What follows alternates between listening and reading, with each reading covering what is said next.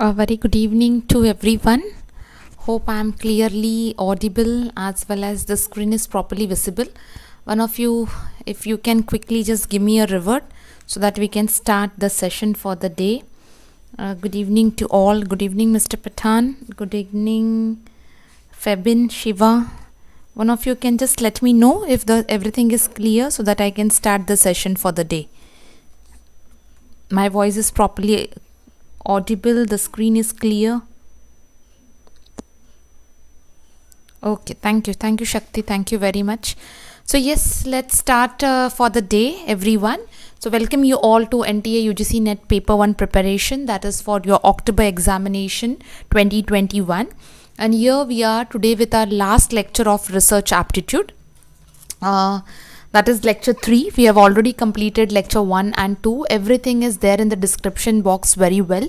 So you can check the links, which is a 30-day strategy series for all the units which I'll be taking in the for the paper 1. Okay, so now let's go ahead with our day 3 target. Now what we have decided is the last part with reference to thesis article writing, scales of measurement, which we left the topic yesterday, and application of ICT and the research ethics in the form of questions also.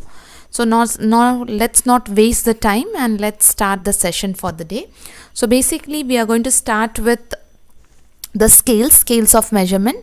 Yes, there are some questions seen from this topic, so let's understand the scales of measurement properly. So you have basically 4 scales of measurement, that is nominal scale, ordinal scale, interval scale and ratio scale. Now how to simply make it clear this concept. So just carefully listen. In case if you have any doubt, you can just put it across and I'll just take care of it. Okay, meanwhile just first listen to the scales very well. So let's start with nominal scale. As we know that there are 4 scales of measurement, that is nominal, ordinal, interval and ratio. So let's first start with nominal scale. Now nominal scale is a scale which basically gives you the labels, the categories, the classification in the forms of names or in the form of identity.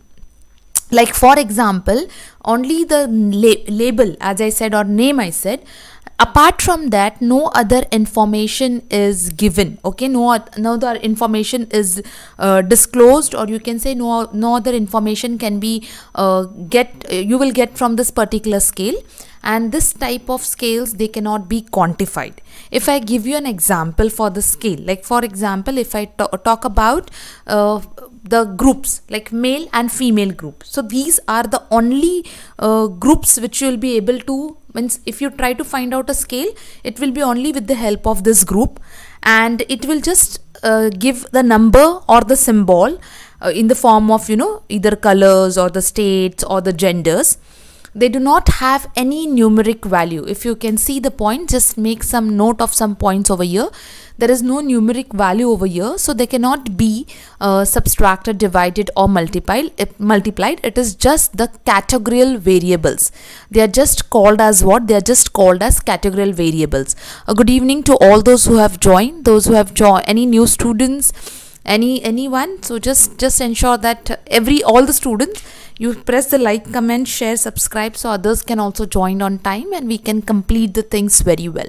Okay, so anyone who has joined bit late, I'll just once again revise. We have started with scales of measurement. We are doing with the first scale, that is nominal scale. Nominal, which talks or which gives you only the name, or you can say the group, or in the form of what? Symbol. No other information apart from this is given. They are just categorized, they are just labeled, they are just classified or identify the type or the kind that cannot be quantified. They do not have any numeric value, and they are also called as what? They are also called as categorical variables. Now, as I said, the examples can be gender, the example can be colors, the example can be states. Now, if there was one word in this particular topic, that was dictomos. Okay, I'll just write over here. I didn't mention is that dictomos. It means nothing but the type of category. That is not. It is not only one. If there is more than, I mean to say 2 or 3 categories or 4 categories, so we use the word as dictominous categories. It means, more than 2, 3, 4, 5, 6 like that. So if it is only one, we can use the word nominal, but if it is more than that, we can use the word as dictominous. Is it clear? Okay, now coming ahead to the next topic, that is the ordinal scale. Now, as I have mentioned over here, it talks about the name also, and it talks about the order. Order is nothing but the sequence. Okay, it provides the ranking. This particular type of scale, it also provides the ranking. Now when I say rank, the rank is just given, in order to prove the order, or in order to prove the sequence. Okay, now like for example, if I give an example over here, how do you feel? Okay, so if you answer, I mean I have given you the option that you feel very happy, you feel unhappy, you feel sad, you are not okay. So I'm just telling you 1, 2, 3. So it doesn't have any ranking. That 1, it means you are best or you are feeling best. Just a rank are given in order to understand the sequence. So the rank does not give any other type of information. It just tells you what what is the sequence or what is the order. That's all you have to remember in this. Please remember, it talks about the name, that is the category. At the same time, it talks about what? It talks about the sequence. But the sequence, like for example, rank, we have written over here as rank. So the ranking which is given 1, 2, 3, 4, 5 and so on, the ranking is just given in order to provide a sequence, nothing else. There is no that rank 1 and rank 3 has something different. No, it is just given for an identity. That's all. Okay. Now, when we talk about interval scale, today Pankaj, we are doing the scales of measurement topic. That's what is going in research now. Now let's comes to the next scale, that is interval scale. Now when we talk about interval scale, it includes the category, it includes the sequence, as well as it includes the interval also. Now when I'm saying interval, it means that the interval between what? Interval between 2 categories. Now like for example, okay, first of all, just let us take an example over here. Suppose if I talk about any 2 intervals. Okay, so there is an equal interval between the 2 things, that is 2 categories. Okay, it has a numerical value, it possesses a numerical value, and it talks about the different values which are given to the category. Like for example, suppose if I take an example of, if I take 70 degrees Celsius, take an example, and 90 degrees Celsius. Okay, so these are the 2 categories given, that is one is 70 degree measurement and one is 90 degree. So the difference between them is what? 20 degrees Celsius. Okay, so this 20 degrees Celsius is nothing but interval. Now if I take the category as, like for example, 40 degrees Celsius and 60 degrees Celsius, now between 40 and 60 also the interval is what? 20. So that it talks about the value, but the value is an exact value. Okay, now please remember here, when we take an example of, if I use another example for interval, suppose if I talk about 9 p.m. and 10 p.m. So what is the time distance between 9 p.m. and 10 p.m.? It is 1 hour. Okay, if I take the distance of 8 p.m. and 9 p.m., the time distance is 1 hour. So interval is there, but the interval has an exact difference value. So that it talks about what? It talks about the numerical scale. So numerical scale tells you the exact value over here. So it comes in the form of category, it comes in the form of sequence, and it also comes in the form of interval. And how this interval it? With an exact difference. Yes, but in this type of scale, 0 is not, I mean to say, it is the one which is not true. Okay. Now when I say 0, it means here 0 does not have a true value. Okay, in case sometimes the question can come between interval scale and ratio scale. Whereas here the 0, I mean to say, when we take the same example in ratio scale, here the 0 is having an absolute value. Okay, now let's go to ratio scale and understand. It talks about name, it talks about order, it talks about the interval. At the same time, it talks about the absolute 0 also. Now when we talk about absolute zero, means here I have given you an example. The ratio scale is exactly the same as interval scale, with the only one difference is of that is the meaning of zero. For example, height of zero is meaningful. It means that you do not exist. Okay, that is where it is only in the ratio scale, and that quality is absent in the interval scale. Now if you try about the lowest scale is that nominal scale, the highest over here is ratio scale. So you have to just remember this important concepts. I'll just clear the screen with the ink so that you understand. First of all, what maybe the question can be based on lowest and highest. Okay. Yes, match the following. That's what I'm just telling you the questions, Neelam. Now how it can be expected, highest or lowest. Okay, they can give you this form of identity with the category, with the order, category and the interval, and with absolute zero. So you just have to remember what are the main concerns. You don't have to go in deep. What are their main concerns, so that you can able to understand the particular question and you can accordingly answer it. Is it clear? Okay. So yes, let's go ahead now. Before we go ahead with the styles, yes, Shamala, your question is narrative research, the one which we describe, we narrate about. That is, it is a narrative research. That's what the narrative research means. Okay. Now, yes, now let's go to the next concept, that is the referencing. What you want me to take? Okay, you have not understood the scales.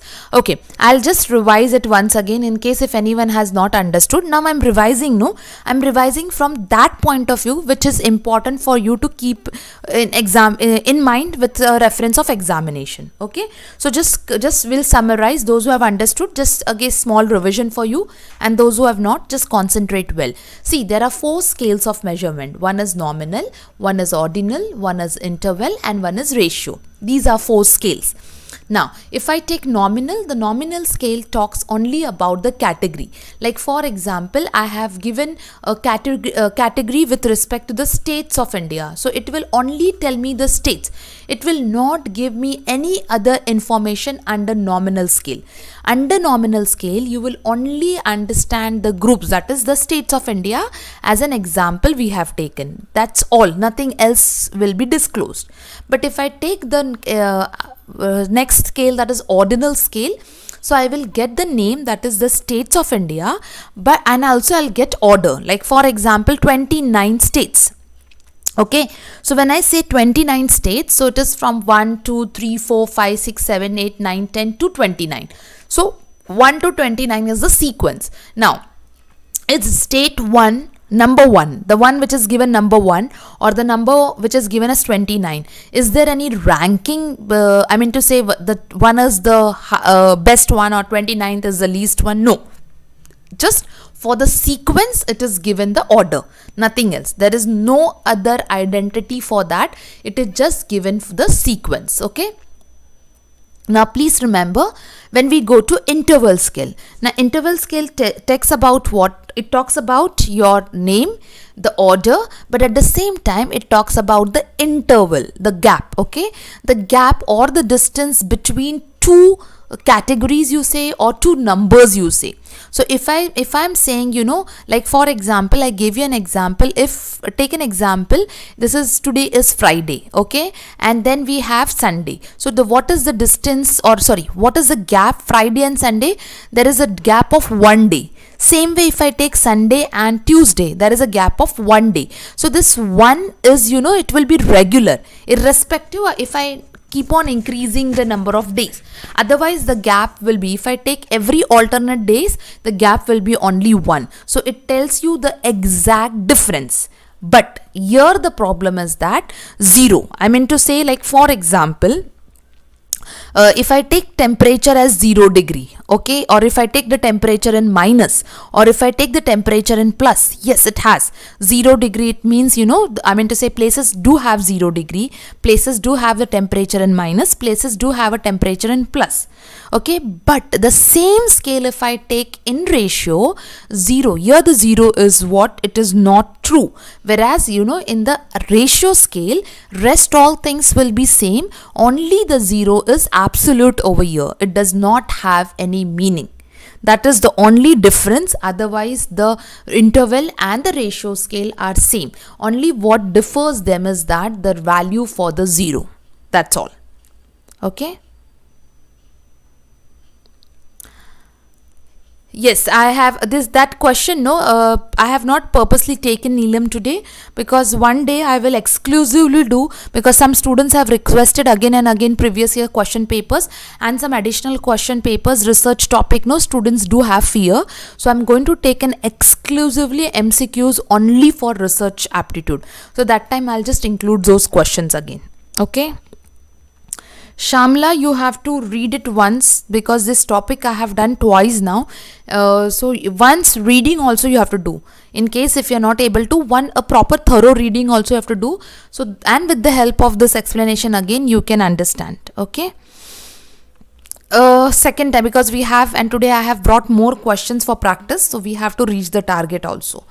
Now yes, now everyone, in case if still you have a doubt, at last 5 minutes I'll spare for you again. Okay. Now let's now understand. Now see, if you remember, you have this now new concept as what? Styles of referencing. Okay. Now in styles of referencing, this is not going to be immediately you read today and you are going to be master in this. This is not going to happen in the styles of referencing. In styles of referencing, you have to little bit careful. I will give you an idea over here, but at the same time little bit of proper understanding and little bit of revision is required for your styles. So just make sure that when you are doing styles, you have to just spare some half an hour to understand the differences. Okay. Okay, last 5 minutes I will take again with another form of example. So let's see whether you can get it properly, whether I can help you to clear your confusion. Okay, at last in the last 5 minutes. Now yes, so let's take the styles. Now we have APA style, that is American Psychological Association style. Now in styles and formats, there was a question. They will give you the formats and the styles. You have to pick up which is APA, which is MLA, which is Chicago. So sometimes students take this topic very lightly, and they just overread it, or they just overlook at this topic. So please be careful what type of style is required when we write in American Psychology, when we use this type of style in referencing or for citation. So when we write with author's name, okay, by its initial, year of publication, article title followed by full stop. Now please remember, these all things are very, very important. Okay, name of the journal in italic form. Okay, volume if it is there, which is followed by a comma, and the page number. That is an American Psychological Association. Now please remember, you have to revise this little bit. Though I have given an example, though I have given an explanation, but little bit of proper understanding and reading and revision is required. Otherwise you will feel that in question all the styles are same. So you should understand that in APA style, author's name is followed by its initial, year of publication is mentioned, article title is followed by a full stop, the name of journal is mentioned in italics, and the page number is given. Okay, then if for your understanding, I have here got now APA style with reference to book. Immediately I have given you an example. With reference to magazine, immediately I have given an example. With reference to newspaper, okay, and with reference to website, and the example is given. Now only thing is that in the examination, the book was being seen. Okay, so just you just keep in mind the same slide you have to refer, but here I have added with again an example. The name of author followed by initial, the year of publication, okay, the title of work, the publisher, the city, and the state and the publisher name. So with a full stop. So you just have to be careful in looking at them, because you will definitely get the examples, and from them you have to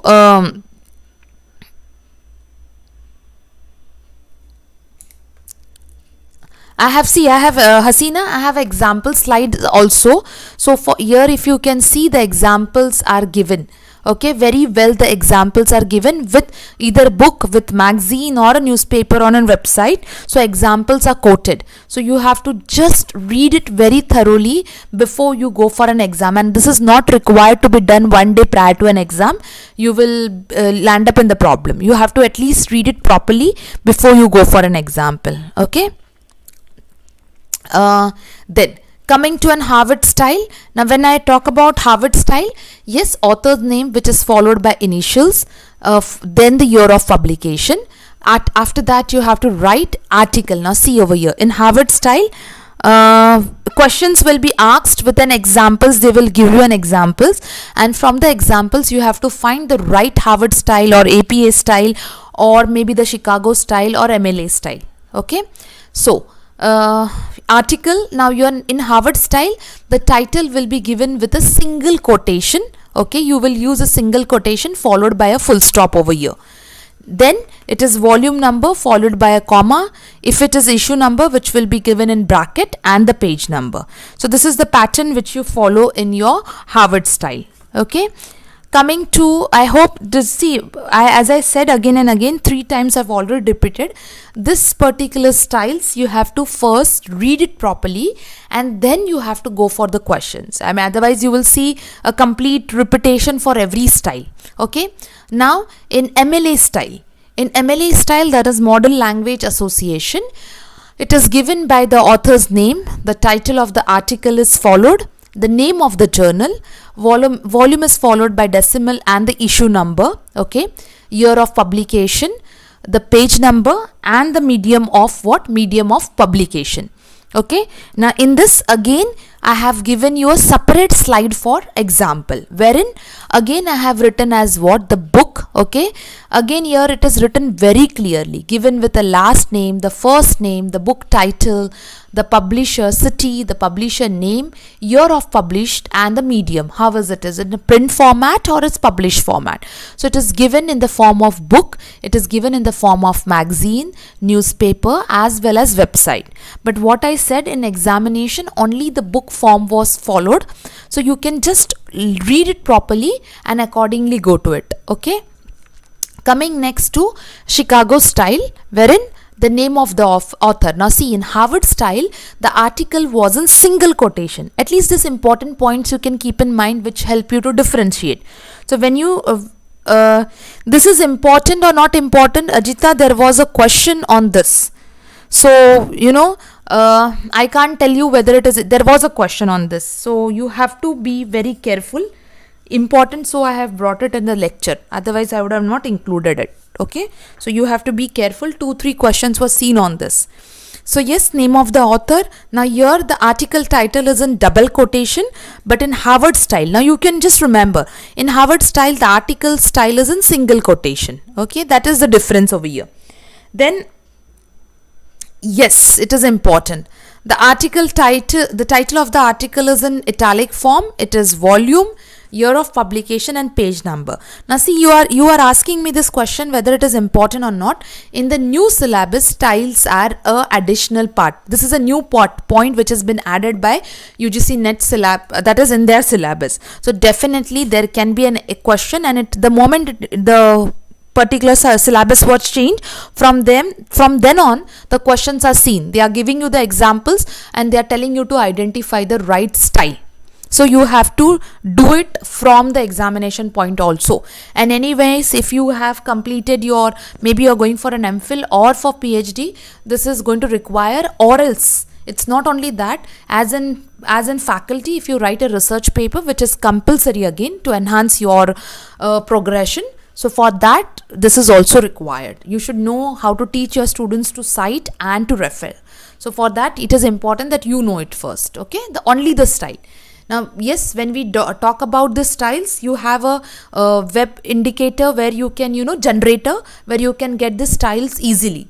But from examination point of view, you have to read it. Okay. Now, Chicago style, that is, I have again given the example of book, magazine, newspapers, and website.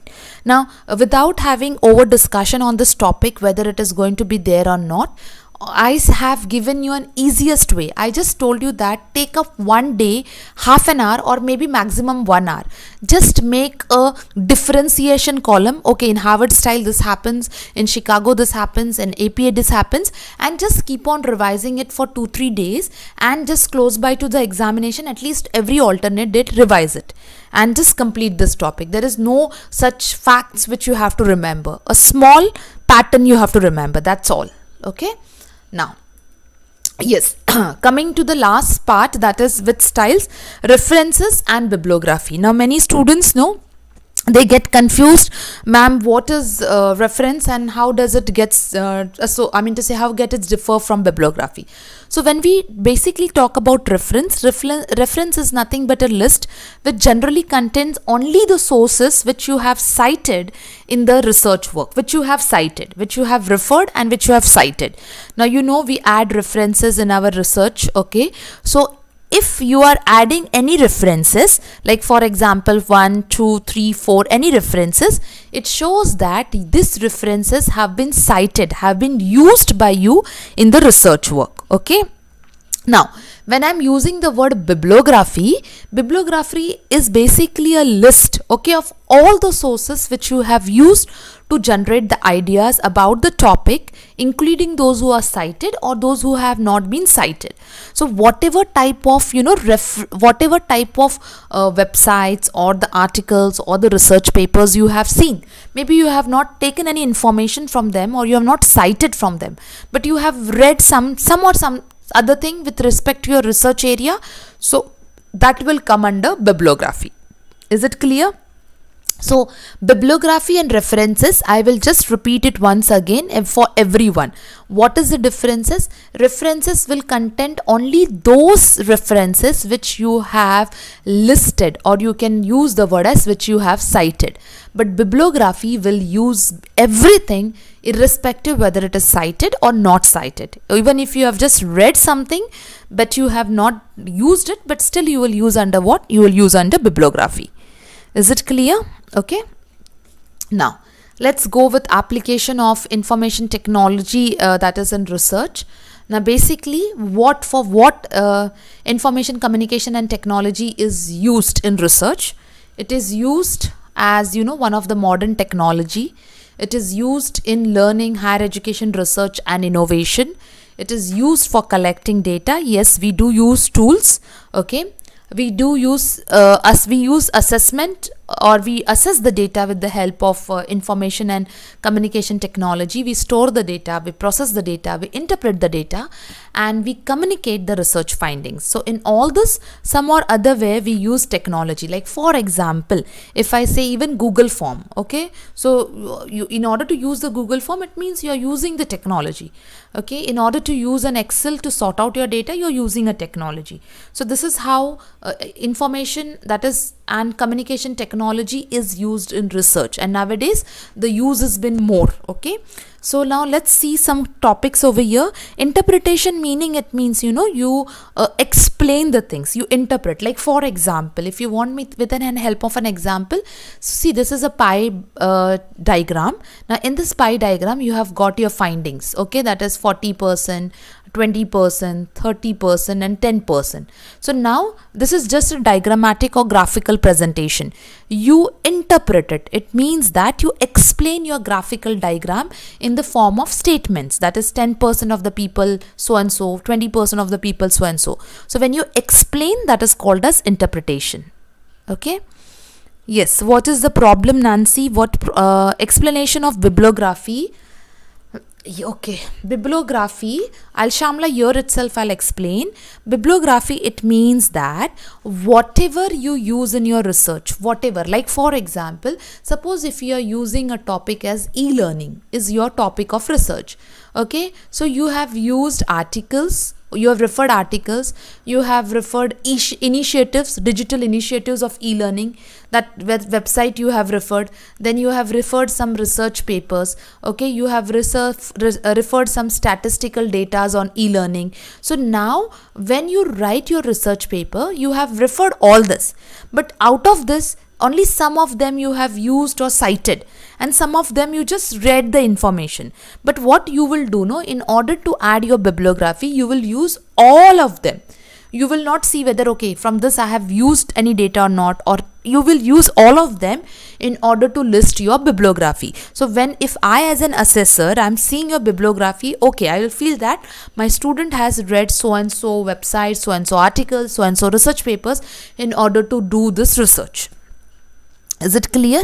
Okay, Shamla, I hope it is clear. In-depth bibliography, what is required for your examination, that only I have explained. Okay, and that's what bibliography means. Fine. So now let's go with some topics of application of ICT. Now when we talk about ICT, first of all, Inflibnet, yes, the information bibliography mean refer document information. Yes, it is refer document information which you are adding in your research paper. Okay, so now let's go with Inflibnet. Now every one of you are aware, Inflibnet is nothing but Information and Library Network Center, which is an autonomous inter-university center called as IUC of UGC, which was formed in year March 1991. Headquarters are at Gujarat University campus, that is Ahmedabad, and it was formed and established in the year 1996. Okay, now in 1998, Yashpal committee has worked out the details, and 1991 Inflibnet was initiated by UGC. Okay, now here see, in research, in teaching aptitude and in higher education, they can mix the questions and form on this. They will not corely focus to the research. They will use this units, like I'll repeat the unit again: teaching aptitude, they will use research aptitude, they will use higher education, and they will use ICT. From this 4 units, they will mix and they will put the question, okay, which will give some reflection of research, maybe some reflection of higher education, maybe some reflection of teaching aptitude. So when you get such questions, no, so it is very, very important you read properly what has been asked. Sometimes, you just jump on the conclusion and you do silly mistakes, and you come to know only after coming out of the examination hall. Okay, so please be very careful for that. Now in that, yes, in this particular sole product of Inflibnets, now in that, yes, we have the list. Now this you can also call as the initiatives by government with reference to application of ICT in research. So now first is eShodh Sindhu, which is nothing but a consortium for higher education, that is electronic resources that provides access to e-resources to universities, colleges and centrally funded technical institutions in India. Okay, now it was formed by, now see, this is a question where you can get expected this particular sentence. It was formed by merging 3 consortia initiatives, like namely UGC Infonet, that is Information Network, Digital Library Consortium, and NLIS, that is National Library and Information Services, and INDES. INDES, it's nothing but Indian National Digital Library in Engineering, Science and Technology. Okay, that is with reference to AICT. So these 3 initiatives, you have to just be careful. This can come as a form of question. Then it is an initiative which is by Ministry of Human Resource Development or Ministry of Education, you can say, which is executed by Inflibnet. Okay, now talking about Shuddhi, that is, which was again formed initiated in March 1991 but established in 1996 only, which was again introduced by Ministry of Human Resource Development. Now see, in this, they can put a research ethics question. How? Now what is research ethics? Ethics is nothing but do's and don'ts. Okay, difference between do's and don'ts. Now when we talk about, just a minute, let me complete this, Hasina, first. So when we talk about do's and don'ts, it means what should be done in the research and what should be not. Basic rules or code, like we say, code, it means, like for example, the basic ethics. So that when you follow in research, it provides. Now here what they have said, Shodh Shuddhi provides an access to plagiarism detection software to all universities or institutions in India. So how this question they can put you in research ethics, they can tell you that what is, how the plagiarism, or like for example, is plagiarism ethical or unethical, or how to treat with it. Like there are certain percentage, on an average, 10 till 20% it is waived off, but after that whatever is plagiarized, which it's considered as unethical. It means you have taken you have copied someone. Now plagiarism, it means that it's like you have copied someone's content. Some content is copied without giving any differentiation, without citing it, without giving it any references, or you, in short, you say that you have not given the credit to the researcher from where you have taken this material. Now like for example, see, now I will explain little bit. Yes, Turnitin is a software where you, which is a licensed version software which talks about your plagiarism detection. Okay, now please remember, plagiarism means what? Some students get confused with plagiarism. Suppose I have done a research on education, okay, in last 10 decades. Okay, like for example, just an example I'm giving you. So I've taken a research on education. Now when I'm saying that I am doing this topic, I'm referring a lot of research papers. I'm taking their help. I'm taking their help just to find out the gap. But I have referred their research paper. Now, when I'm taking the content from that research paper, I have to cite it. I have to give credit to the researcher. But if you just pick up the things like that without giving any credit, any references, any citation, then it is called as what? It is plagiarism. Okay. It means it tells you that without any consent, you have used their material. And that's what you are, you are being getting into, I mean to say, you have been getting into some act which is unethical. Is it clear?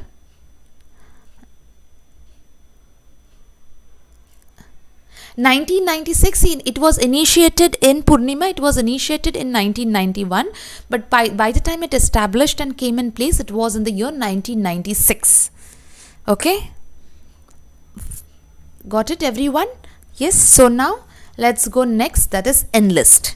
Now Enlist is nothing but National Library Information Services, that is infrastructure for scholarly content, initiated by MHRD under the National Mission on Education through Information and Communication Technology, which is funded by UGC. Now, what is the purpose of this? Okay, for example, it helps to subscribe all major e-journals and e-books across the world resources for the use of students, researchers and faculty from the colleges. Okay, now please remember, in this type of questions, whether it is Inflibnet, whether it is Enlist, whether it is whether it is Shodh Shuddhi, they can they can confuse you with the questions in the form of match the followings, okay, or full forms. So you have to be just keep in place what exactly it is used for. Like for example, Enlist is used for, it gives a subscription to e-journals and e-books across the world resources which can be used by students, researchers and faculty members. So you should be just keeping these things in place. You can use this short notes or handy notes in order to make a great understanding for yourself. Now see, these are the open access initiatives of Inflibnet, that is, and now here this slide can help you best for the match the following. So Shodh Ganga, that is a digital reservoir of Indian thesis or dissertations. If you want to find any researcher thesis, you can go on the website and try to find it out. Shodh Gangotri, it is to find out the progress of the research details, maybe synopses are accepted or approved or not. So that will help, you will get the help with the help of Shodh Gangotri. Now Vidyamitra, if I talk about Vidyamitra, it's nothing but an online portal, okay, for e-counter projects developed which are under the National Mission of Education through Information and Communication Technology. Okay, Vidyamitra, see the name itself. Okay, now Vidwan, which is nothing but a database profiles of scientists and other faculty members which are working at the leading institutes, at A-list institutes. When we see INCAT, that is free online catalog of books, thesis and serials of major universities or institutes, libraries in India. So this type of questions can help you only with the help of match the following. So you have to be very careful. Now see, again I'll repeat this thing. When I talk about, just a minute, I'll Shamla, I'll just come to your doubt also. When Hasina's doubt is also remembering. When I come to such type of questions, you have to, again I'll repeat, you can see Inflibnet questions, okay, except Vidyamitra, Vidwan, these you can see in teaching aptitude also. So just be careful that what purpose they are used for. So that is very, very important. And how is the question frame? Question framing is very, very important. Based on that only you will be able to answer it how it is. Now coming to consortium, like for example, Hasina, your doubt it was what exactly it means. It's nothing but, it is an association, you can tell, or which with reference to organization, educational institutes or universities, which which form to say group in order to closely work. Maybe the purpose is like, for example, you want to bring innovation and research with reference to a particular field of education, either in engineering, either in medical, either in a management. So when some universities come together, or maybe some some industrial leaders come together, so when you call that association or group as a consortium, so that is what the meaning is. Okay, now here till here everyone is clear with. Okay, I have one more slide and then I'll take all the doubts. Okay, now here we have government sponsoring of research. Now yes, a government sponsoring of research, that is with the help of Prime Minister's Research Fellowship, which attracts the talent of talent pool of the country with respect to doctoral programs with reference to doctoral programs in concern with Indian Institute of Sciences, Indian Institutes of Sciences, Education and Research, Indian Institutes of Technology and Central Universities, which comes under the top National Institute Ranking Framework, that is NIRF, that is in National Institution Ranking Framework, which is ranked by the universities. So there are also the government sponsoring of research with the help of this. Okay, and yes, now as I said, one of the initiative, while reading some theory, I just came across this initiative. It is basically called as Uchchatar Avishkar Yojana. Okay, I'll just read it very carefully. Just there is no question seen on this, but as the one of the initiative, it is listed in the theory. So let's talk about this in detail.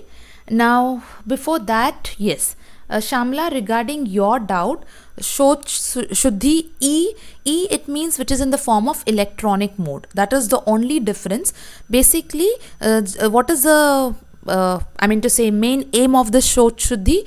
It is to promote the skills of research. So in the electronic form, we use it as the word as E. Okay. Now yes, now just next 5 minutes on this topic, because I haven't seen yet any question on this, but it is one of the initiative when it comes to ICT. Okay, so let's understand it very well. Uchchatar Avishkar Yojana, the one which was announced on 6th of October 2015 with a view of promoting innovation of a higher order with respect to industries and educational institution for research. So it was, yes, I have written over here. See, the main focus of this particular yojana or the scheme, yojana is nothing but scheme, was a viable industry academic collaboration. We also called it as industry academic interface. Like for example, in management programs which we do, so it is not only from management program point of view, but it was to promote innovation at an higher order. So this particular yojana or the scheme was initiated where the industry shares a part of the cost of research. Okay, so basically it is an industry academic interface. Now what is an objective of this yojana or scheme? It promotes innovation in the areas that are directly of relevance to the manufacturing and design industry, to spur innovative mindset in the students and the faculty in premier technological institutes. Okay, to enhance, to spur, it means to enhance, to bring a coordinated action between academia and the industry. It means to balance between both of them. Okay, to strengthen the laboratories and research facilities in the premier technological institutes, to have a outcome based research funding. So how it is applicable? The scheme is applicable to the projects proposed by Indian Institutes of Technology initially. So they are the one to get the scheme in place. The projects should have collaboration between the academia and the industry, either within India or outside India. So they have this collaboration, and if there is a research based outcome, definitely they will fund for this and they will promote the innovation. So just keep this in mind. They can put any type of question. So what you keep in mind, Uchchatar Avishkar Yojana, which was formed on 6th October 2015 with the aim of balancing industry and academic collaboration. Yes, but with reference to what? With reference to research, either it is within the country or is it outside the country. Okay. Yes. Now, Imprint, we have seen a question based on this also. So yes, let's little bit take a quick look at that also. So basically, impacting research, innovation and technology, that is a full form, okay, which is a pan IIT and IIS collaboration to develop. Now see here, I have highlighted it, to develop a blueprint for research of immediate relevance to the society. It means requiring innovation, scientific research in identified areas, ensuring funding support, okay, for research, as well as the outcome of research efforts to impact the standard of living, irrespective whether it is rural or the urban areas. Now this scheme was launched in November 2015 with a view to provide solutions to the relevant engineering challenges by translating knowledge into viable technology, that is with the help of products or process in 10 domains. Now here you can get a question on this, so just be careful. That is healthcare, energy, sustainable habitat, nanotechnology, hardware, water resources, river system, advanced material, information and communication technology, manufacturing, security, defense, and environmental science and climate change. So if you see all the units of either whether it is teaching aptitude, whether it is people and environment, whether it is higher education, it touches all with the respect of what a challenge in the research.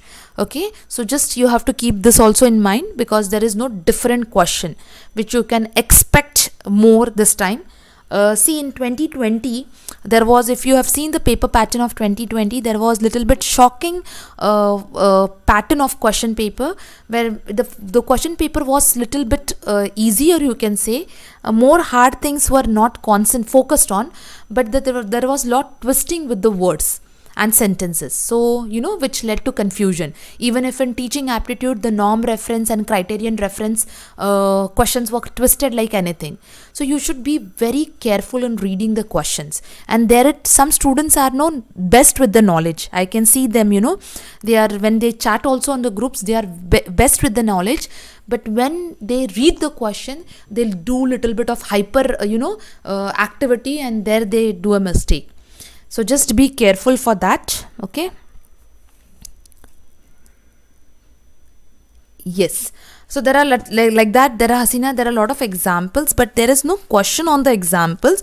You are in UGC net. Only the thing is that they focus on the objective and their what exactly they get into.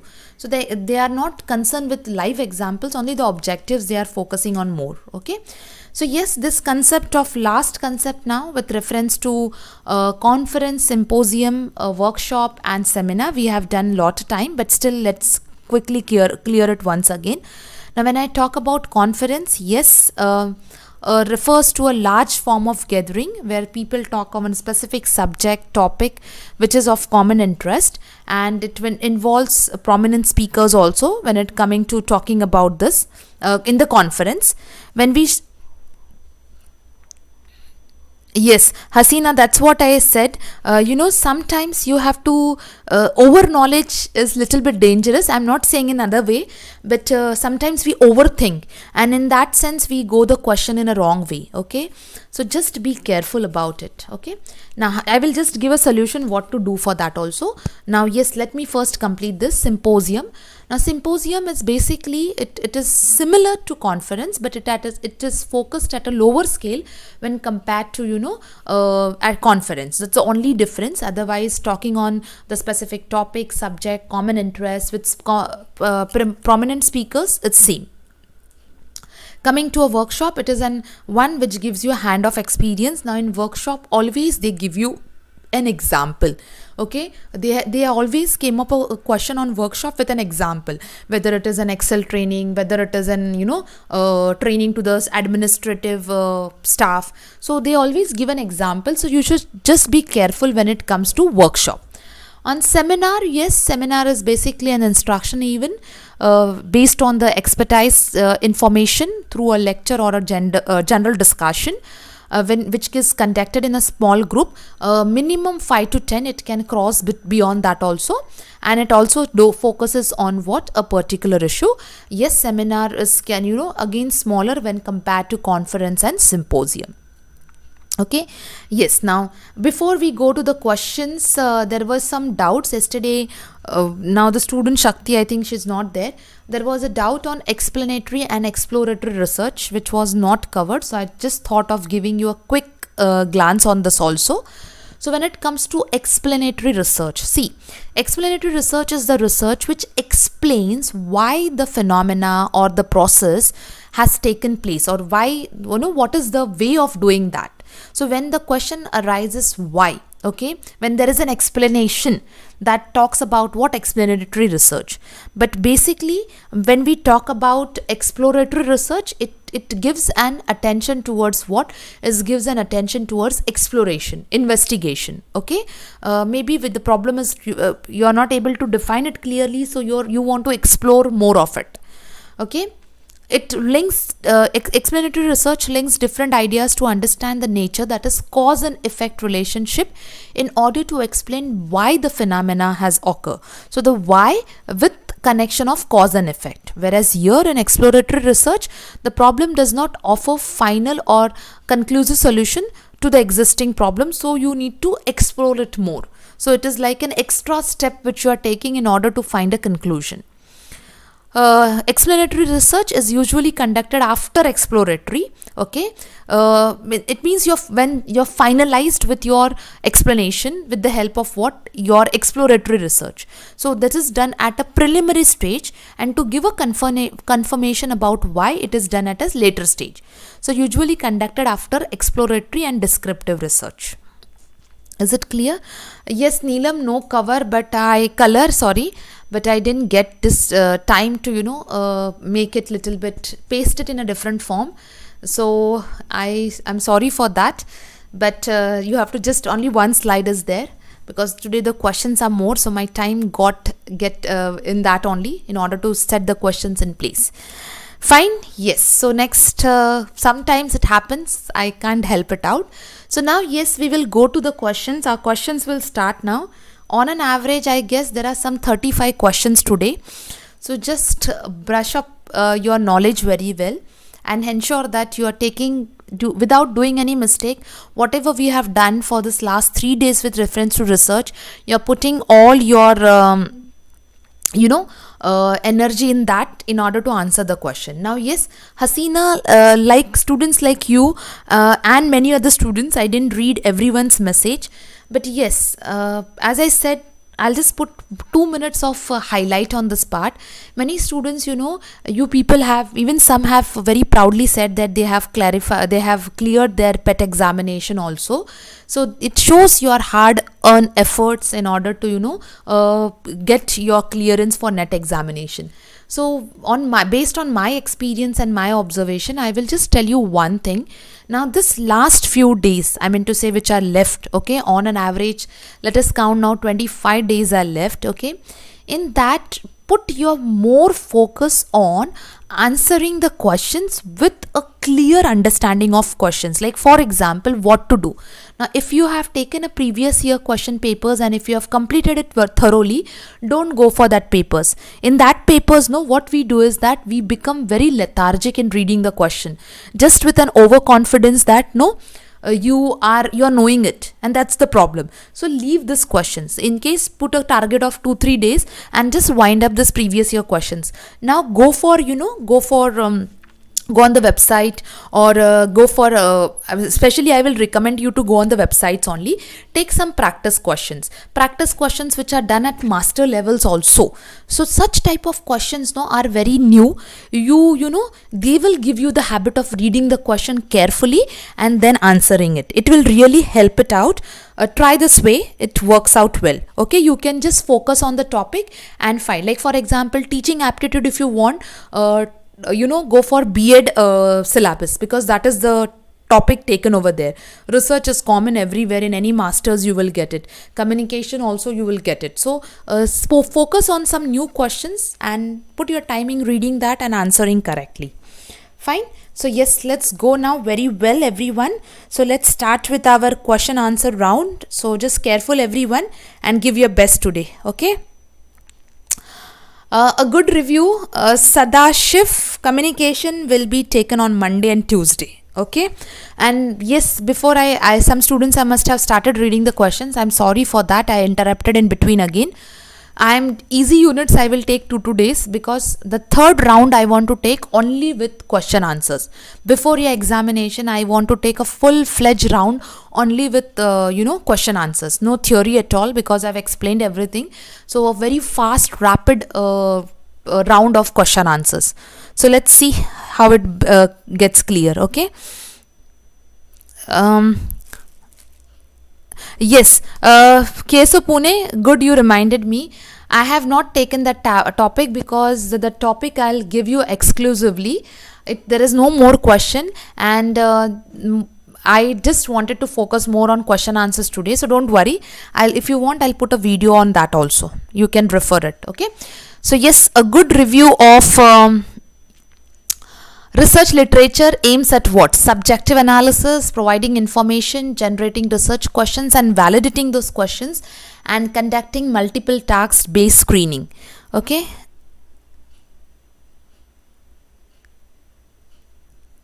I hope, yes, I have started. Okay.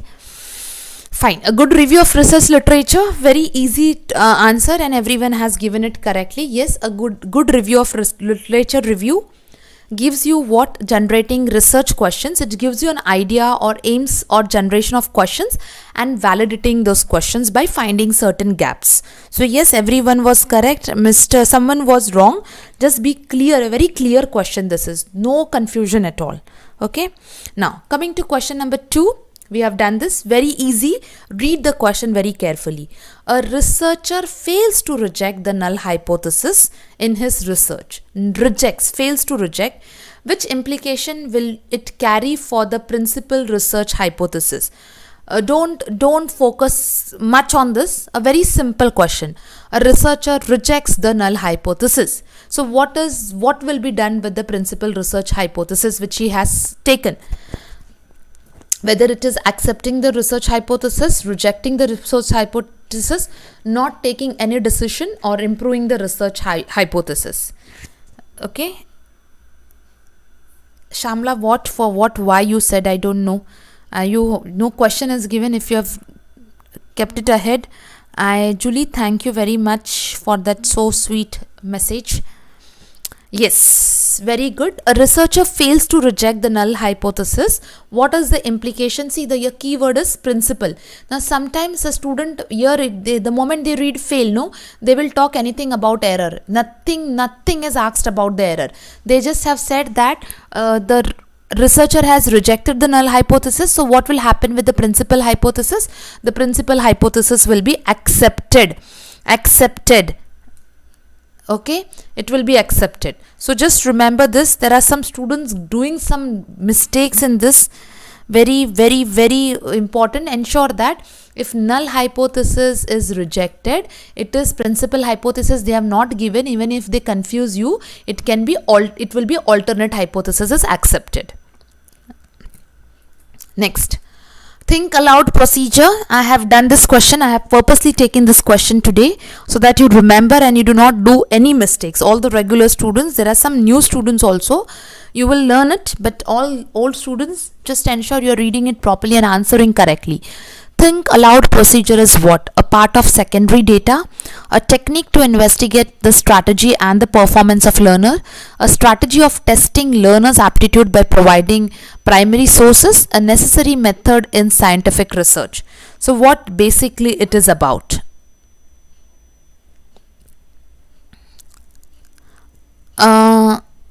Nanda Gopal, there is no type 2, type 1 error in that question. The question was a simple question. One is accepted, one is rejected. That's all. Okay. So yes, all the old students should be able to answer this very correctly. New students, I'll tell you what is the logic of this question. Think aloud procedure is what? Is nothing but a technique, okay, which is used to investigate the strategies and the performance of the learner. So but basically think aloud is nothing but read aloud. It's that question. Okay. Shamla, I'll come to it. I have crossed now that. I'll come to it once again. Okay. Now, yes, this is on the variables which we have done yesterday. I have taken some questions which we have done yesterday and day before yesterday topic also. So just read carefully and answer the question. A university teacher plans to study the effect of level of aspiration of students in the term of socio-economic background on their scholastic performance, scholarly performance at the term and evaluation conducted by external testing agency. So what is the dependent variable in this? What is the dependent variable? Is this the level of aspiration? Is it the socio-economic background, or is it the scholastic performance, or is it the term and evaluation? So what is what is called as the dependent variable over here? Read the question. The question has confused you unnecessarily. A university teacher plans to study, read from here, effect of level of aspiration on what? On the students, okay, in the terms of economic background, the students and economic background, okay, with reference to what? With reference to their performance. So what is dependent variable over here? Okay, very easy question. So yes, the dependent variable is there are some students who have done it wrong. There are some students who have done it wrong. Again, this answer B, how B will come? See what they are talking about, level of aspiration, okay, of students in terms of. So what should be taken? Socio-economic background is your main first variable on their performance. So you people understood level of aspiration as one variable and the socio-economic as the second, and so you answered me. Read it in terms of means it means what? With reference to socio-economic background and their scholarly performance. So here the right answer will be socio-economic is your independent variable and your dependent variable is the scholarly performance. Please be careful. Read the question very correctly. That's what I have told you to practice very well. Yes, next. Ex post facto means. We have done this. Ex post facto means what? The research which is carried out after the incident, the research which is carried out prior to the incident, or the research which is carried out along, or which is carried out keeping in mind the possibility of the incident. Okay. Yes. Okay. I hope that the question was very clear with everyone. Okay. Especially the doubt part. Okay. Okay. I'll see the doubts if any. Shamala, aspiration, it means a desire. Okay. A desire, a wish, you can put it like that. Yes, so ex post facto means, okay, very good. Mostly everyone is correct except one or two students. It is the research which is conducted after the incident, after. Okay. Yes. Next, the research which is exploring new facts through the study of the past. Read it very carefully. On this, I gave you a 2 minutes lecture also. So the research which is exploring new facts through the study of past. It will be called as philosophical, it will be called as historical, it will be called as mythological, or it will be called as content analysis. What it will be known as. Yes, we are now at sixth question. Sixth question. Now let's see. Yes, sixth. Yes, the research which is exploring new facts through the study of past, it is called as historical research. Very good. See, these are little bit easy questions. So I kept a target that in half an hour, let me see how much students are doing it. So I'm not telling you to run, but just see, let you will also get an idea about your, answering sequence. Now, in which of the following step of research is the scope for creativity and imagination is utmost? Okay, in which of the following step of research the scope for creativity and imagination is utmost? Okay, whether identifying the research problem and denying it, figuring out the related studies and techniques, identifying the variables, okay, or data analysis and presentation of results. So what basically it will be called creativity, innovation, creativity will be used in what? Question number 7th we are doing now. Question number 7th, you will see which step of research. We have done steps of research, but they are asking the question is which step of research will give you more creativity and imagination. Yes, here little bit students are going wrong. Some we have done this very well. It is basically identifying the variables and framing your hypothesis. What you can, data analysis and presentation of results, what creativity you will do. Data analysis is there, the way it is analyzed, the way it is given, you have to analyze, you have to study according to that. There is no scope of creativity over here.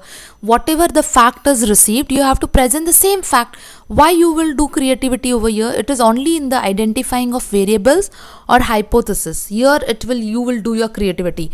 There will be no creativity in research problem. There will be no creativity in the techniques, which it is again factual. It will be only in variables and the hypothesis. Now, yes, a study, because such type of questions are seen nowadays in research, they give you all exemplary based questions. So you have to read it very carefully. A study by researcher to depict the reality situation relating to home condition of students and hostel facility which is provided to them. Which of the following research format will be helpful? Hasina, the B option was basically with your, it was factual. Just 2 minutes, we'll go back to that. If you want me to exactly read as it is and give you the explanation, yes, I'll give you. Suman, just give me 1 minute. I'll come back, answer this question, and I'll immediately go back for that question. Okay. Yes, question number 8, everyone. Which type of a study by researcher to depict the realities relating to the home conditions of students and hostel facility which is provided. So this will be which type of research. Okay. Okay, for 8, let's see now. There are some right answers also, but there are few wrong answers also. We have studied this. It is basically called as what? That is the participant observation research, which is based on what? Which is based on basically for what? For understanding the conditions of the students and the hostel facility. So here it is very important that the participants should be a part of your research. Very, very important. Okay. Yes, Hasina and Suman, I guess. See, what was the question? creativity. Now here the first step is what? Identifying the research problem. Research problem, it is the problem which you have to present like a problem. Why you will show the creativity in that? Okay, now you can only show your you will not show any creativity or imagination. Why? Because you can't imagine anything. It is a fact which you have to present the way it is. Okay, now only you can use the word as uniqueness. What type of unique problem are you highlighting? That is important. Okay, now figuring out related studies and techniques. Now, like for example, there are various techniques in order to, in order to understand the research. So why we will, the techniques again has to present it like a technique only. Okay, so why we will, what type of creativity we can show in technique? We can't change the technique. Data analysis, it's a fact which you have got, which you have to present in the form of interpretation. No, you can show the uniqueness of presenting it, but you can't show any creativity. Okay. Yes. Now here a study by researcher to depict. It means to tell, to narrate. You can tell like that. Okay. Denying. What is denying? I didn't get you, Suman. Okay. Now, yes, let's come to question number 9. In case of population of research is heterogeneous. Okay. We have studied this yesterday. Sampling and sampling is in the case of population which is heterogeneous in nature. Which of the following sample technique will ensure the optimum use of the sample units? Okay, if it is heterogeneous, which of the following will be able to give the proper optimum representative of the units, whether it is simple random, whether it is stratified, whether it is cluster, or whether it is systematic sampling? Which type of sampling in case of population of research heterogeneous in nature? The population is heterogeneous in nature. So which type of sampling will you use? Systematic. Okay. Again, some right, wrong answers are coming. This is question number 9 in case my options are cutting if again. Okay. If it is heterogeneous, we will use only and only stratified random sampling. In systematic sampling, it is organized. It is not heterogeneous. It is organized in a described form. So it is not. It is only in the sense of what? Different kinds will be found only in stratified sampling. That is in the form of heterogeneous. Okay, different. That is the meaning. Then, yes. Which of the following statement fails to indicate the intent or the purpose of purposive sampling? If you remember, what is purposive sampling called? Anyone? There is a second name for purposive sampling.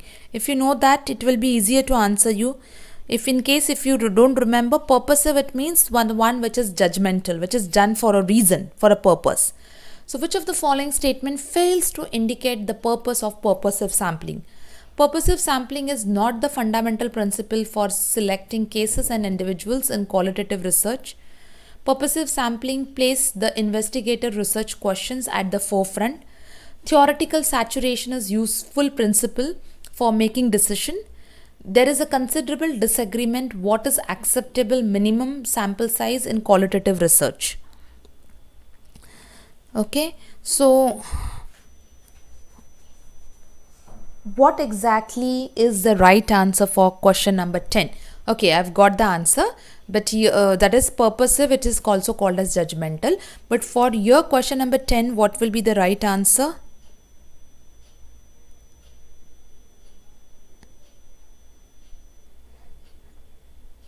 Yes, I'm waiting for the right answer, everyone.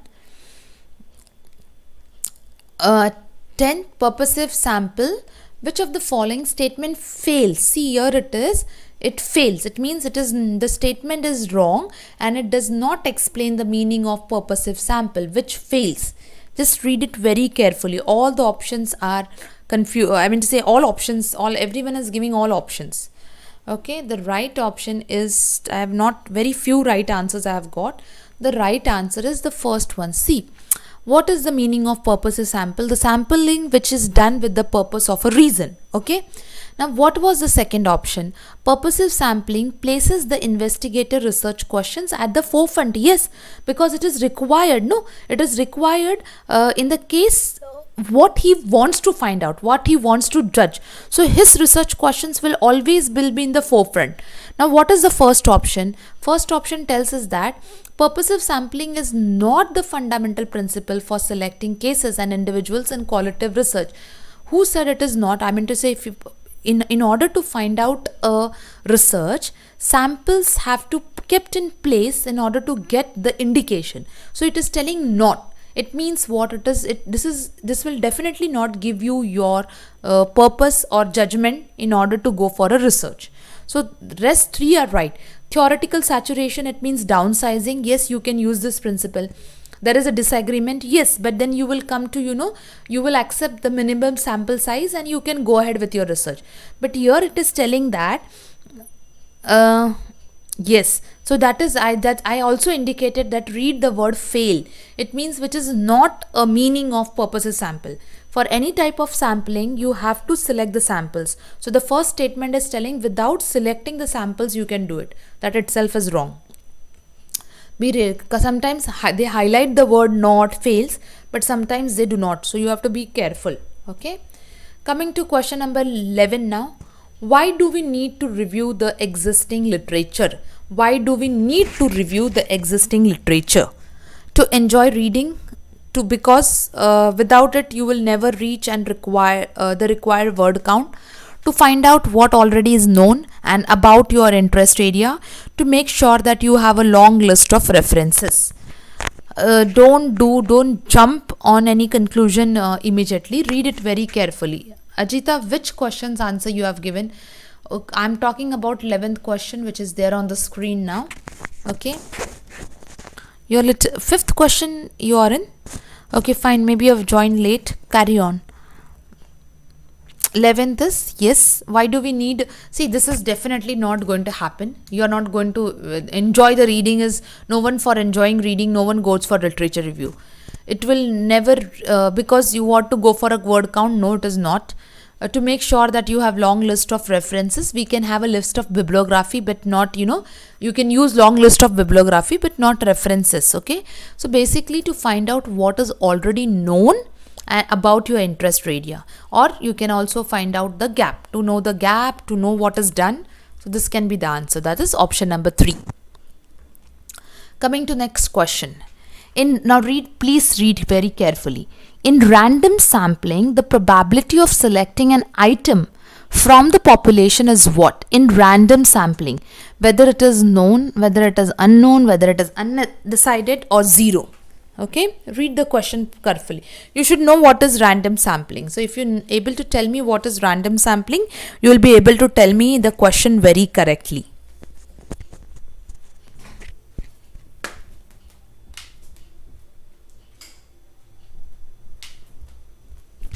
Yes, I am just giving time for you to think properly.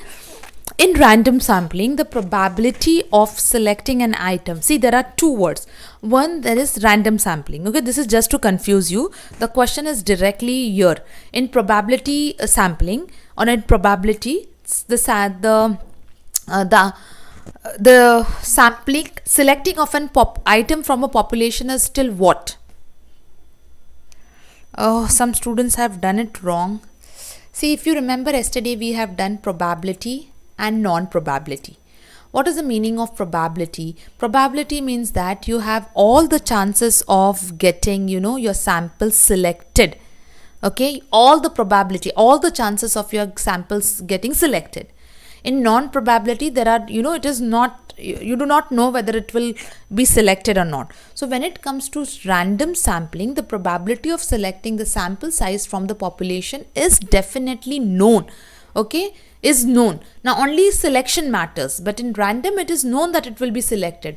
If you remember my slide, every population has an equal chances of getting selected. So the chances are known.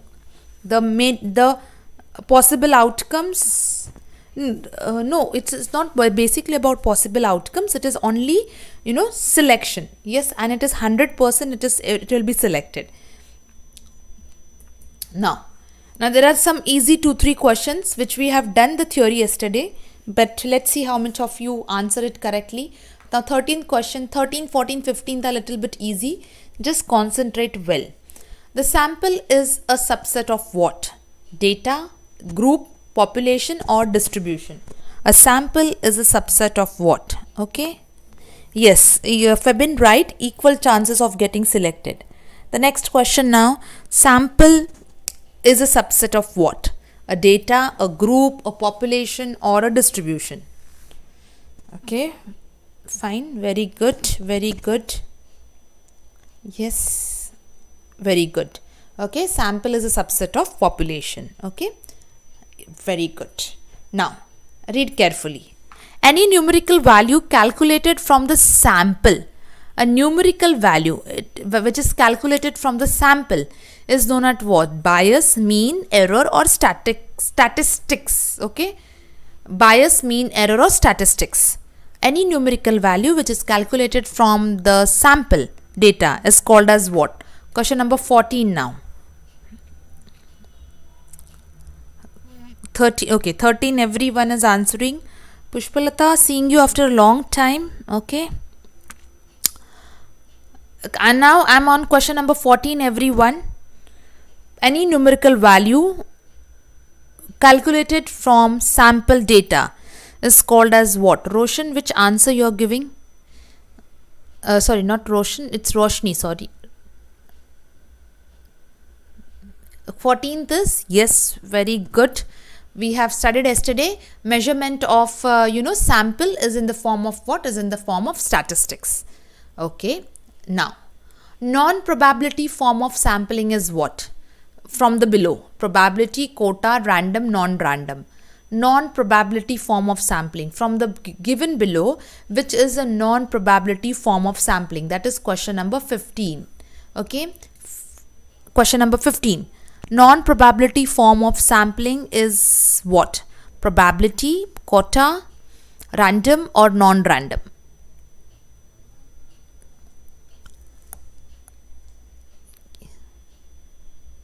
Question number 15 I am waiting for.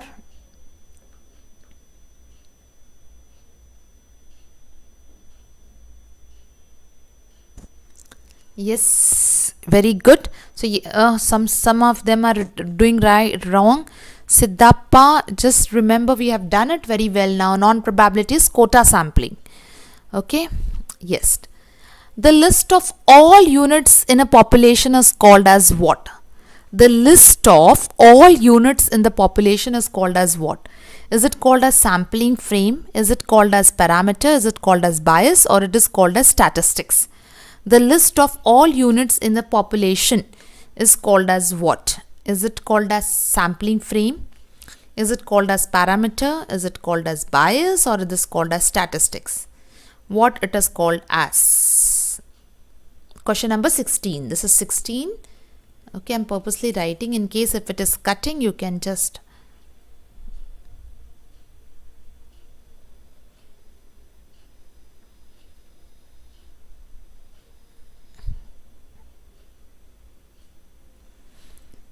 Yes, we are in 16 now.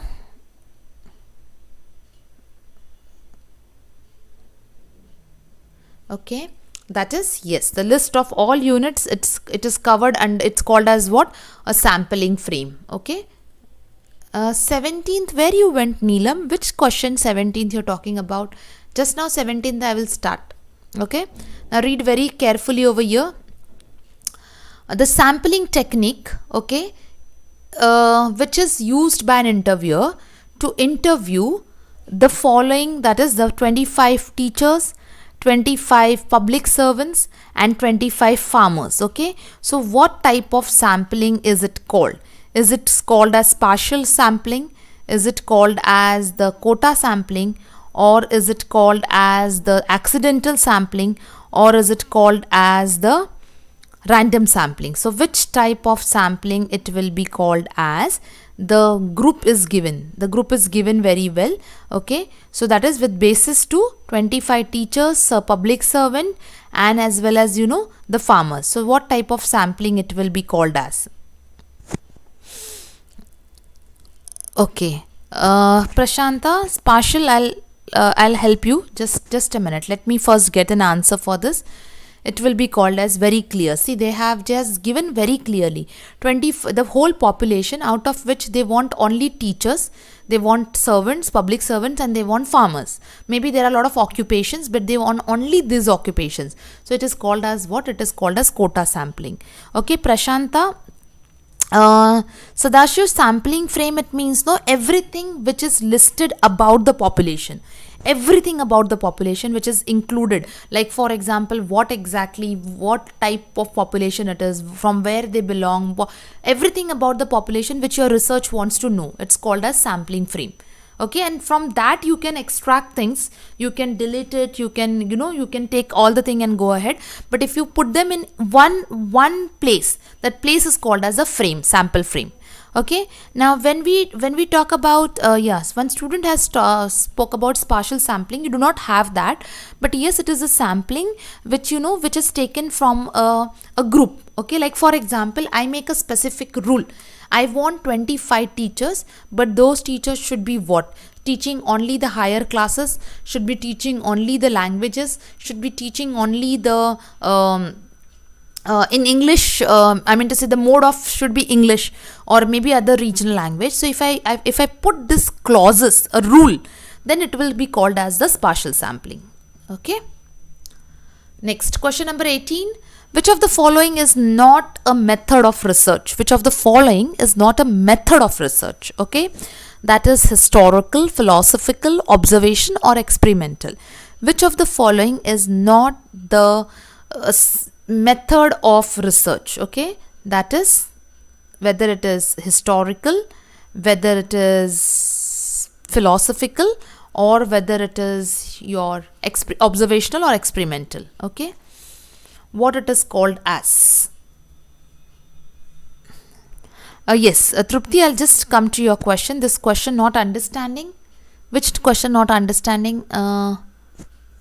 The question number 18, they have just, this is based on your syllabus, which is not a type of research. We have done this question yesterday also. Question number 18 I am talking about. Historical we have learned, philosophical we have learned, experimental we have learned, data, because data comes under, observation is not a type of research because it is a method of collection of data, not a research method. Okay. Now yes, accidental, Trupti, you're talking about accidental research. Now accidental research is nothing but like your convenient, not research, sampling. Accidental is like your sampling, convenient sampling, where you just want to take ahead only those things which you feel are good for, convenient for you. So that is called as accidental sampling. But they have not given you any in your books also. But the meaning is that only, it's convenient sampling. Okay. Now coming to question number 19, field work based research, the one which is done based on the field, it's called as what? Empirical, historical, experimental, biographical. Last time there was a debate and the same question which I took, whether field work is called as what? Okay. Is it empirical? Is it historical? Is it experimental, or is it biographical? Okay, so field work will be called as what? Field, it means here you are going on the, I mean to say you are lively visiting the place, you can say the place or what type of research you have taken, on that it decides your field, and you are collecting the samples.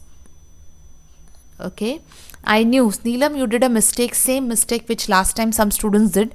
Maybe you were also there. Kaushalya, you also did the same mistake. It is not experimental, it is empirical. I have explained you this example. Now also I gave you the hint. See, what I am saying, it is a field. They have clearly given it is a field. It means you have to go and you have to realistic examples you have to check and find out. Okay. Now when you are saying experimental, okay, now depending upon whether every experiment does not require a field. Every experiment does not require, you have to go on a field only. But yes, every empirical research requires a field. Now the field may be all the realistic examples. Like for example, I can use this in ethnographic also. So if I talk about ethnographic research, where I have to go and I have to study on a specific a community. So when I have to go on the field, I have to meet that people, then only my research can be ahead. So it is basically, field is nothing but the real life examples that you come talk in what? You talk in empirical, not in experimental. Okay. Next. A doctor studies the relative effectiveness of two different vaccines for COVID. A doctor studies the relative effectiveness of two different vaccines for COVID. His research will be classified as what? Whether it will be descriptive, whether it will be experimental, whether it is case study, or whether it is ethnography. Pooja, in all my lectures there are previous year questions also and some extra questions also.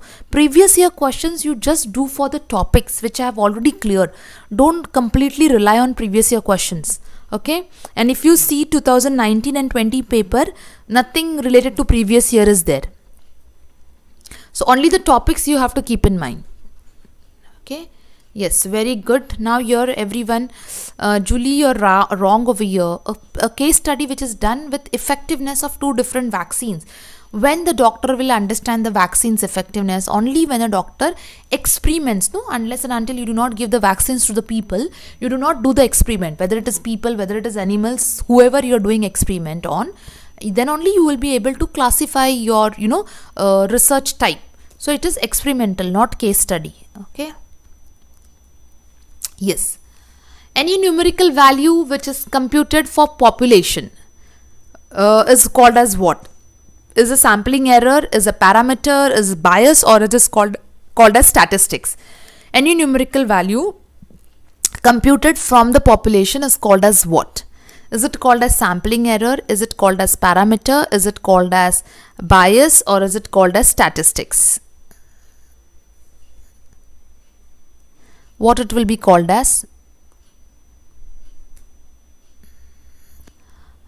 21. We are right now talking about question number 21.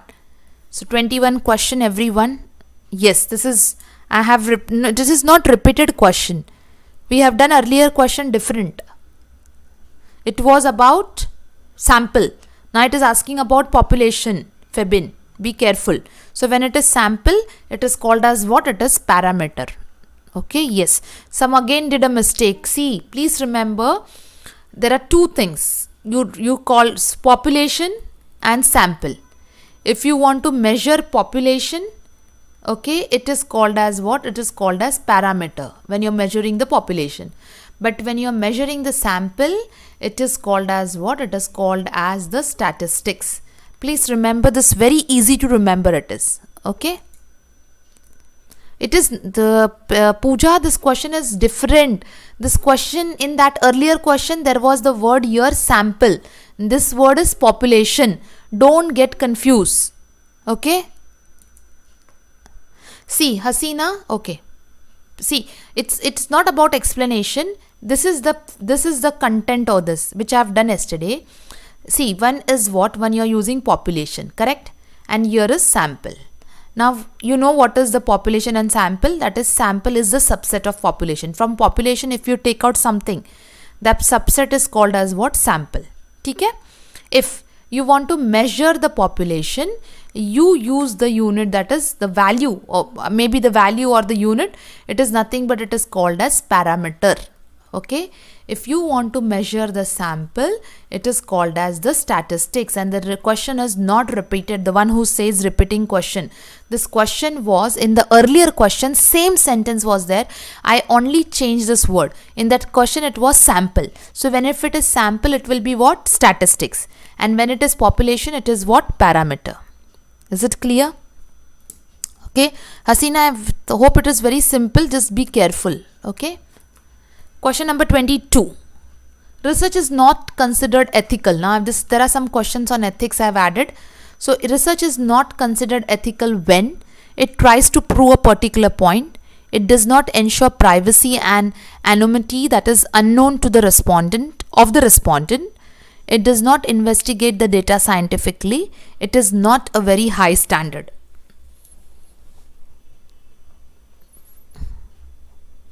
Okay, Julie, yes. Just a second. I'll do first complete this.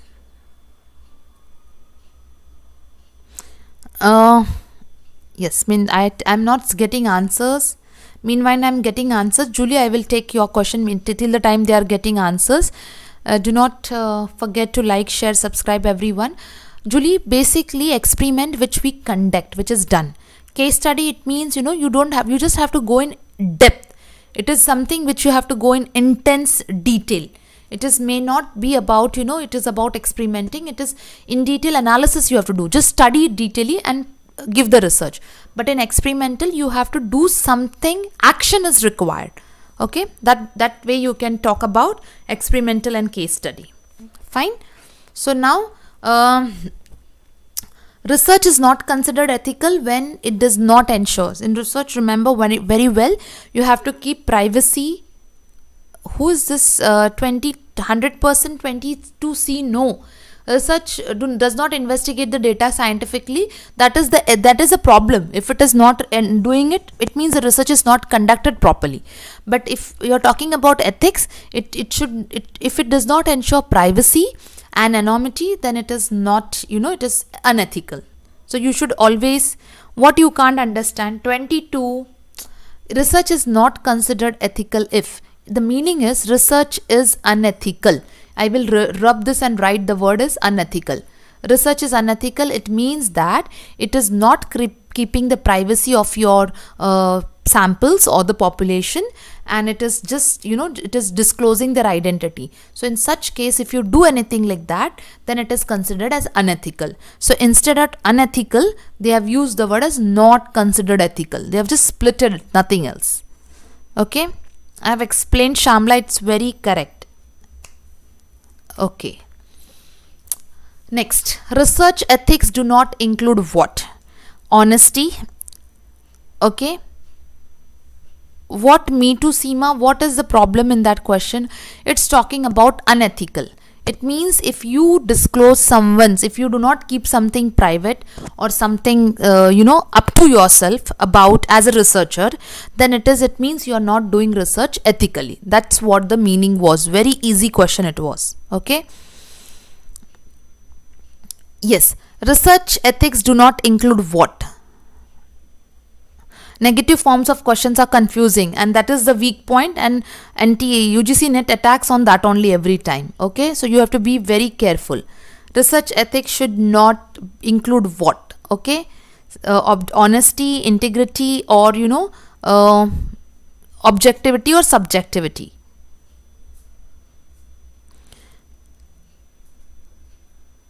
Ethical, then ethical, it means the correct practice. With the same question, you can't play like that. The question is framed according to the options, or according to the options the question is framed. So ethical, it means which is correct. Unethical, it means which is wrong. So if you talk, I'll just 2 minutes everyone. Research, it means you should able to ethical. What is the meaning of ethical? Ethical, it means that you should keep the secrecy. You should keep the privacy. Okay, or privacy. That is the meaning. I've just written short form. Unethical, when it will be considered, when you are not doing this, it will be considered as unethical. Is it clear?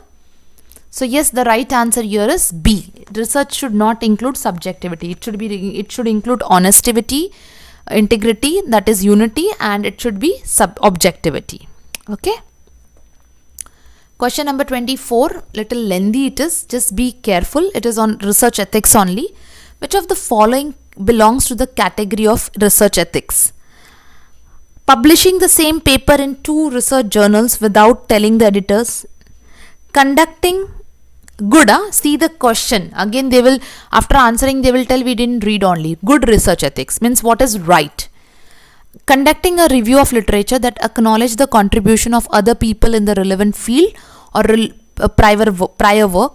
Trimming outliners from a data set without discussing your reason in a research paper. Including a colleague as an author in your research paper. in return for a favor even though the colleague did not make a serious contribution to the paper. Out of the given the following, okay, subjectivity, it means it does not tells you the practicality. It is something which is very much, static. Is it clear? Okay. Objectivity, it means something which gives you practicality. Objective, the aim, the goal, like that. So from the given question, tell me which of the following is the good characteristics of research. Good one. Yes, very good. In this question, I guess many of them has attempted rightly. So conducting the research literature with the contribution, but at the same time giving the relevant, contributions credit, giving the credit to the contributor. So that is called as the good practice. Find it? Fine. Question number 25. Okay, a very easy question. Excel training to the account staff of the organization will be called as what? Conference, seminar, workshop, lecture. Excel training which you are giving to your staff will be called as what? Will be called as the conference, will be called as the seminar, will be called as the workshop, or will be called as lecture. What it will be called as?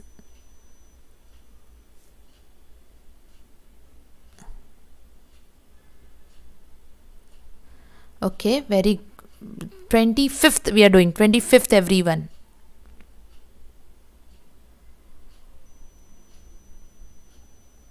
Yes, I'm waiting. Yes, it will be called as what? 20, sorry, my sequencing of question went wrong from here. So this 25th, but by mistakenly I've wrote 26th over here. It will be called as workshop. Okay, workshop it is, workshop. In thesis, graphs, tables and figures are included in what? Appendix, chapter which is separate, which is conclusion, or in the text itself. In thesis, where are this all are included? 26th question. Now, but now sequence has changed, so we'll not change the question number. We'll just keep it as 27th only.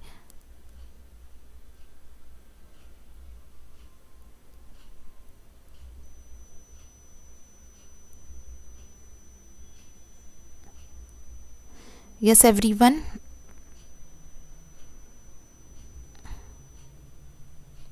Yes, 27th. I'm waiting for 27th. Yes, 27th. Why the little bit answering is going low? Just ensure that you're not supposed to. We have even crossed in this time frame. You should have completed 30 questions. But little bit speed up with everyone. 27. In thesis, graph, table, figures are all included in the form of text. Appendix, you include only your questionnaire. Okay. 27th, in the thesis, when you write your thesis, if you make use of graph, table and figure, where you add this in the normal text. That is the meaning of the question, Shamla. Okay. Like a regular chapter you add it. Next question. A format of thesis writing is same as in the preparation of research presentation, writing a seminar presentation, research dissertation, or the presenting a conference paper. Where the thesis format, a format of thesis writing will be same. The format of thesis writing will be same in what? Okay, the following. Is it same in preparation of research paper, preparation of writing a seminar presentation, or presenting a conference paper or a dissertation? A thesis and dissertation, when the final doctorate students complete their PhD, they write the research. That research is called as thesis. Okay, Shamala? So here it's basically that is called as thesis is also same as research dissertation. The dissertation and thesis are one and the same. Only some places, some universities use the word thesis and some use it as dissertation. In foreign countries, they use it dissertation. Okay. Coming to next is question number 30. The style of writing a thesis and research paper has to be what? So when you're writing a thesis or you're writing a research article, it has to be creative, it has to be scientific, it has to be mechanical, or it has to be variable with respect to referencing. So how your research paper style should be. What is thesis? I have told Shamla, thesis is the research work of doctorate students, the one who goes for their PhD. Okay, the style of writing a thesis and article has to be what? Question number 30. Okay, A, B, C, all mixed options are coming. The style of writing a thesis and research paper. Now please remember, it can't be option number A. Here just don't go by this word, the style. The style, it means, it's a format. If you remember, you write a research article or a thesis as per the given format. So you call it as what? Scientific with respect to use of language. Please remember, it is a format which you have to follow the format. So if you are doing it wrong, then it may not be proceeded for the next level. It can't be creative, it can't be mechanical, it can't be variable. It has to be scientific in nature with reference to language. Okay. Why KSU Pune D you gave? Variable with respect to referencing? No, it has to be scientific with respect of language use. Scientific here, it means systematic. Okay. Now coming to question number 31. References serves the purpose of what? Authenticity, decision making, ornamental value of research, or exhibits great achievement.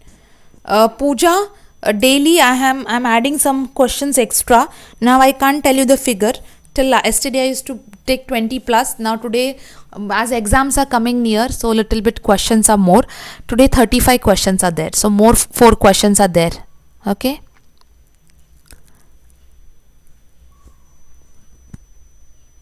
Shamla, even Julie has helped you to understand. I have also given you an explanation. I hope you have understood. I told it very clearly. Research students of doctorate students write their research. Okay, that research which they write, it is called as thesis. Okay. Yes. So question number 31. References gives you what? References gives you authenticity. Okay, sorry, my numbering has changed today, so I think, but yes, there are more 3-4 questions, so let's wind up that. Supervisor certification in the thesis will be called as authenticity. It means, yes, originality. Supervisor certificate. Now supervisor, it means your research guide. Okay, his certificate is there. It's like the certification which is used in the thesis, which is used for what?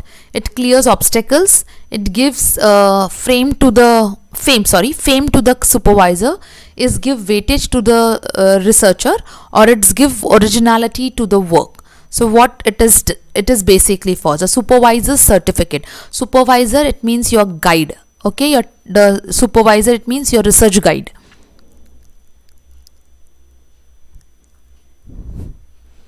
Thank you, Hasina. My efforts, it's only with one aim: get maximum and come with the best output. That's all. Okay.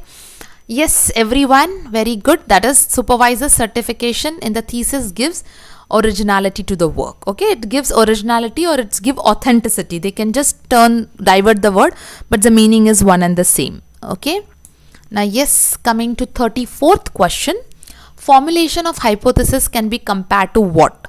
Formulation of hypothesis can be compared to what?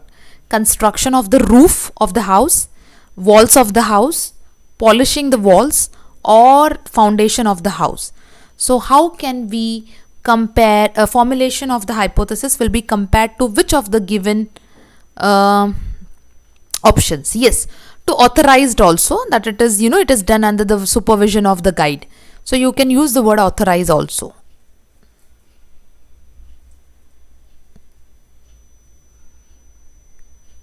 Yes, 34th.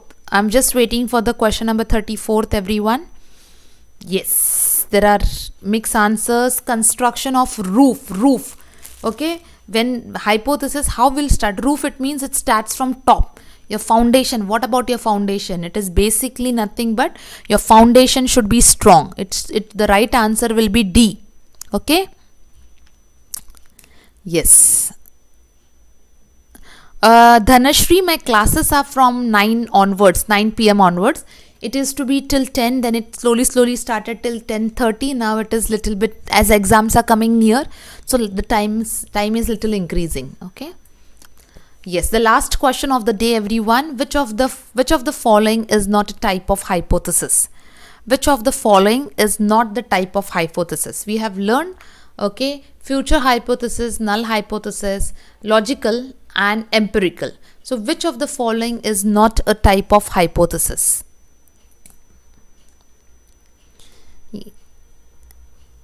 Yes, waiting for the answer. Which of the following will not be type of hypothesis?